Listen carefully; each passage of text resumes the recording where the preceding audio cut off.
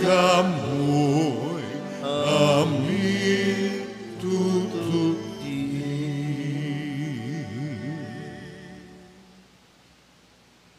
Sumainyo ang Panginoon. At sumaiyo rin. Ang mabuting balita ng Panginoon ayon kay San Juan. Papuri sa iyo, Panginoon.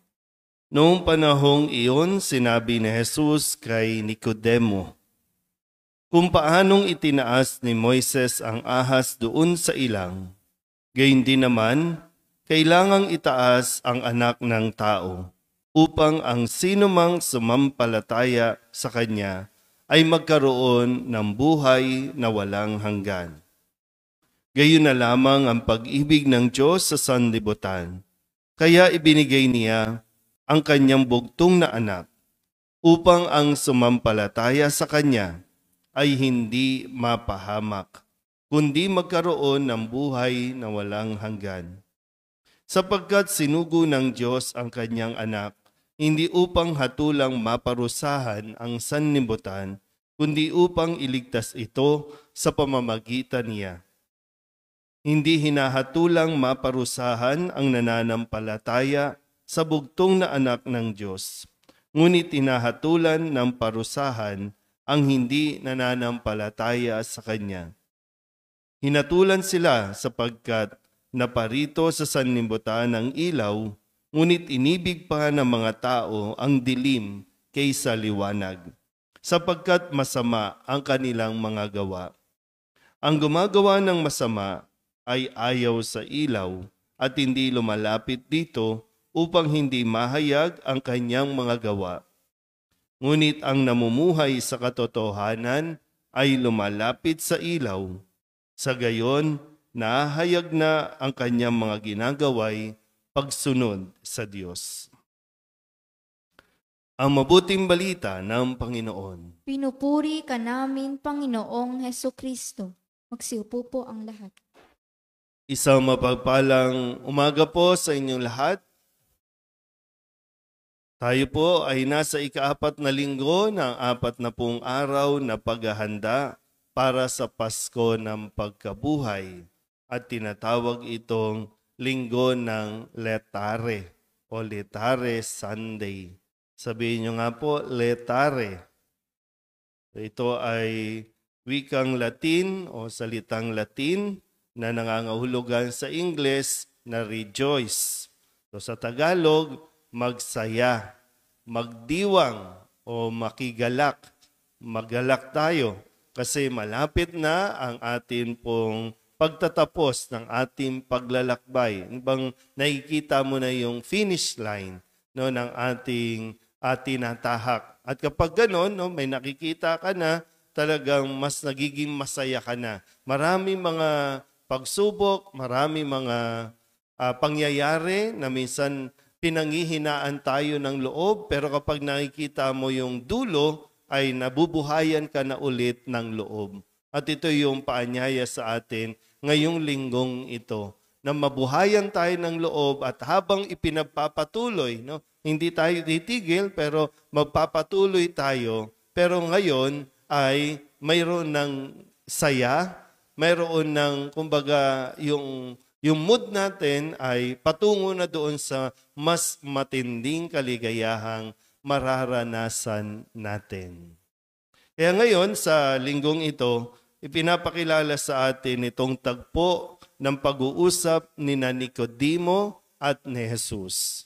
At ipinapaliwanag kay Nicodemo yung tunay na kahulugan ng pag-ibig. Mahal tayo ng Diyos. Sabihin nyo nga po, mahal ako ng Diyos. Madalas pinagdududahan natin ang pagmamahal ng Diyos sa atin.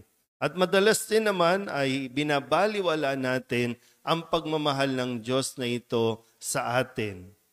Sa kasaysayan, sa lahat ng mga narinig natin mga pagbasa sa linggong ito, sa kabila ng pagtalikod, sa kabila ng pagsuway, sa kabila ng paulit-ulit na pananakit ng tao sa Diyos, ang Diyos pa rin ang gumagawa ng paraan para tayo manumbalik sa Kanya. At yung pinakamakapangyarihan sa lahat ay ang pag-ibig.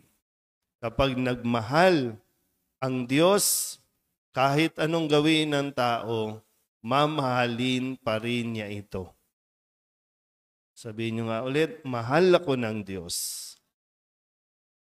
At kung muli, tatanungin nyo na naman, totoo ba talaga mahal ako ng Diyos? Totoo ba talaga? Parang hindi na ako karapat-dapat mahalin eh. Pero kung tinatanong mo ulit, totoo bang mahal ako ng Diyos at kaya akong mahalin ng Diyos? Totoo. Kaya nga sabi ni Jesus kay Nicodemo, gayon na lamang ang pag-ibig ng Diyos at hindi niya nais na parusahan ang sanlibutan. Kaya ibinigay ang kanyang bugtong na anak. Kaya pag tinitingnan po natin yung krus na sa atin, sa pananampalataya natin, sige nga po, tingnan nyo nga.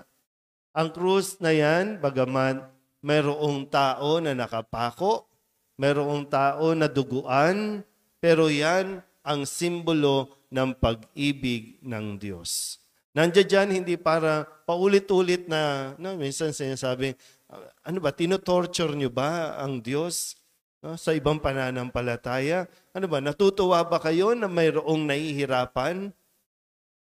Kaya nga, gamit ang ating pananampalataya, kapag sinitingnan natin ang krus na yan, kung saan ipinako o nakapako si Kristo, ang maaalala nawa natin at maramdaman natin ay ganyan tayo kamahal ng Diyos. Na handa siyang magsakripisyo, handa niyang ialay ang kanyang sariling buhay para sa kanyang minamahal. Kaya kung hindi pa tayo matatauhan, kung hindi pa tayo mapupukaw yung ating damdamin, at masasabi, grabe ang pagmamahal ng Diyos sa akin. Na sa tuwing nagtitipon-tipon tayo dito, sa tuwing makakakita ka ng ganyang imahin o larawan, ang maramdaman nawa ay yung pagmamahal ng Diyos. At dahil ito yung ibinigay ng Diyos sa atin, kaya tayo din, meron tayong kapasidad na magmahal din.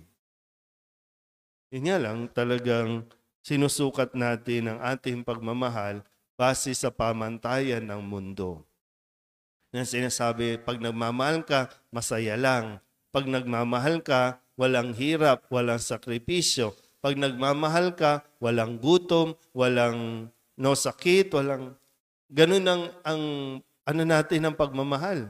Kaya ang bilis sumuko ng tao kapag ito ang pamantayan ng pagmamahal na natutunan o tinatanggap niya. Pero muli, ito ay isang desisyon. Kaya nga yung pagmamahal ay desisyon.